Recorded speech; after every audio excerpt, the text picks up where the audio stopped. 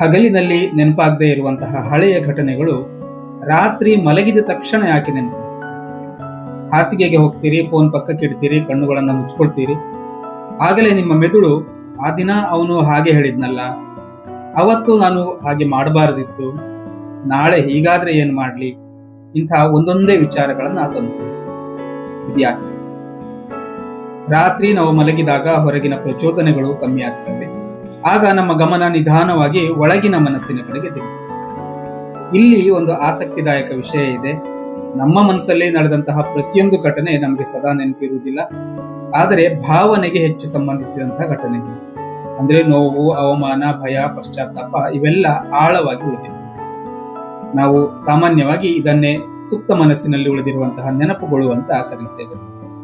ಹಾಗಾದ್ರೆ ಹಳೆಯ ಘಟನೆ ನೆನಪಾದಾಗ ಏನ್ ಮಾಡಬೇಕು? ಆ ಯೋಚನೆಯನ್ನ ನಿಲ್ಲಿಸಲಿಕ್ಕೆ ಪ್ರಯತ್ನಿಸಬೇಡಿ, ಬದಲಾಯಿಸಬೇಡಿ, ವಿಶ್ಲೇಷಿಸಬೇಡಿ, ಕೇವಲ ಗಮನಿಸಿ. ನಂತರ ನಿಧಾನವಾಗಿ ನಿಮ್ಮ ಉಸಿರಾಟದ ಕಡೆಗೆ ನಿಮ್ಮ ಗಮನವನ್ನ ತಂದುಕೊಳ್ಳಿ. ಉಸಿರು ಒಳಗೆ ಬರ್ತಾ ಇದೆ, ಉಸಿರು ಹೊರಗೆ ಹೋಗ್ತಾ ಇದೆ, ಅಷ್ಟೇ. ಮತ್ತೆ ಯೋಚನೆ ಬರ್ತದೆ, ಮತ್ತೆ ಗಮನಿಸಿ, ಮತ್ತೆ ಉಸಿರಿನ ಕಡೆಗೆ ಬನ್ನಿ. ಹೀಗೆ ಮತ್ತೆ ಮತ್ತೆ ಮಾಡದಂತೆ ಯೋಚನೆಗಳ ಜೊತೆಗೆ ಹೋಗುವ ಬದಲು ಅವುಗಳನ್ನ ಗಮನಿಸುವ ಅರಿವು ನಿಧಾನವಾಗಿ ಹೆಚ್ಚಾಗುತ್ತೆ. ಯೋಚನೆಗಳು ತಾವಾಗಿಯೇ ನಿಧಾನವಾಗಿ. ನಿಮಗೂ ರಾತ್ರಿ ಹಳೆಯ ಘಟನೆಗಳು ನೆನಪಾಗ್ತಾವ? ಕಮೆಂಟ್ ಮಾಡಿ.